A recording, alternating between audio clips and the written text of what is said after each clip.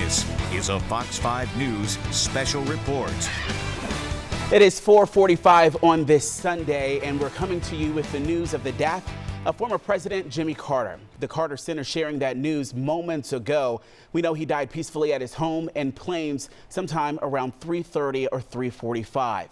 Now, he's the only Georgian to serve as president. Jimmy Carter was born in 1924 in the small town of Plains in South Georgia. He served as governor from 1971 to 1975, then one term in the White House after losing his bid for re-election to Ronald Reagan. That was back in 1980.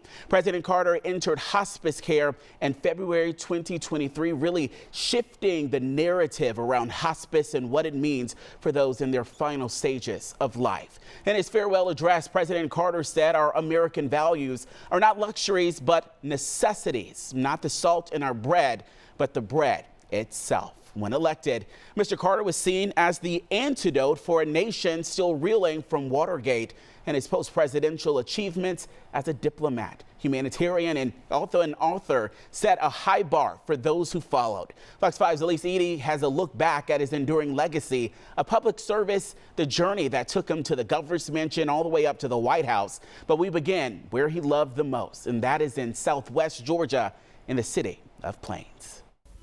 James Earl Carter was born in Plains, Georgia on October 1st, 1924, into a family of peanut farmers.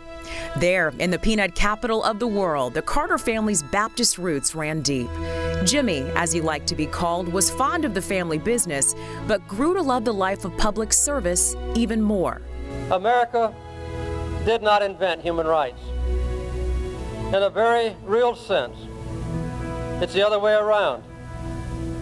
Human rights invented America.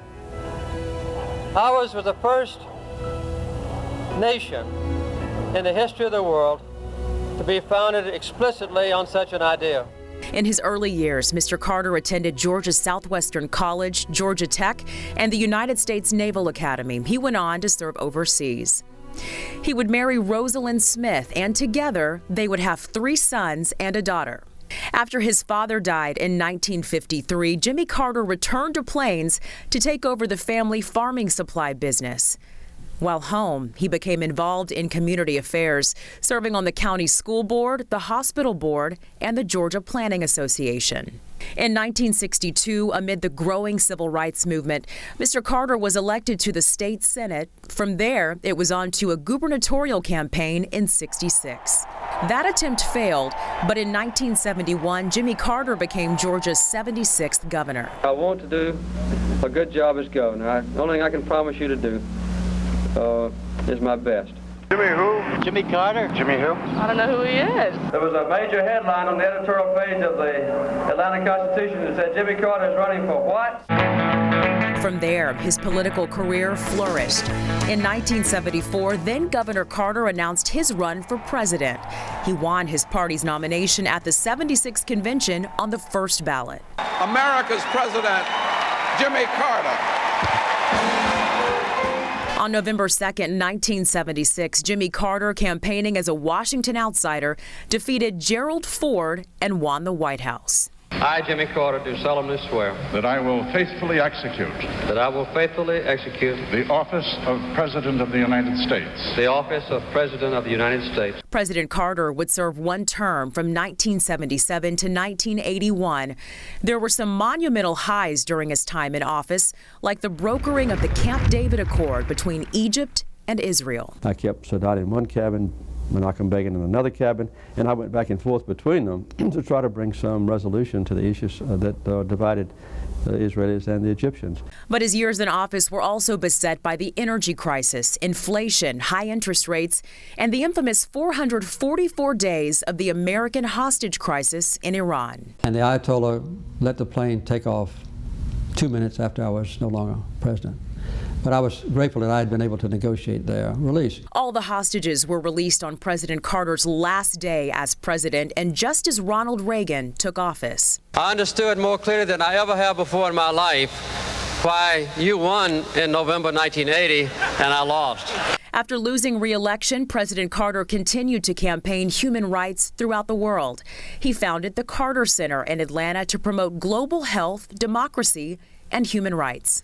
And I wanted to figure out what we could do with the rest of my life, capitalizing on the opportunities that had come to me because I had been the president of a great nation. After his presidency, Mr. Carter also became a strong advocate of Habitat for Humanity, solidifying his legacy, his leading role as one of the country's most productive former presidents.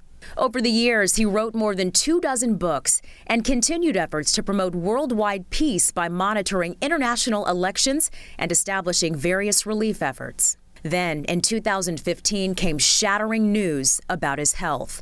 The nation's 39th president announced with candor that he was battling liver and brain cancer. Now I feel, that it's in the hands of God, whom I worship, and I'll be prepared for anything that comes.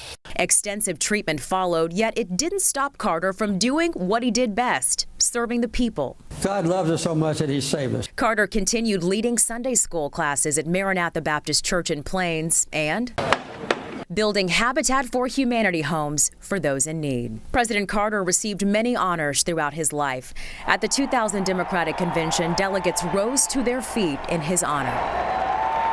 And there's the USS Carter that was added to the Navy fleet. The most deeply appreciated and emotional honor I've ever had. But it was President Carter himself who said his highest recognition came in 2002 when he was awarded the Nobel Peace Prize. It is with a deep sense of gratitude that I accept this prize.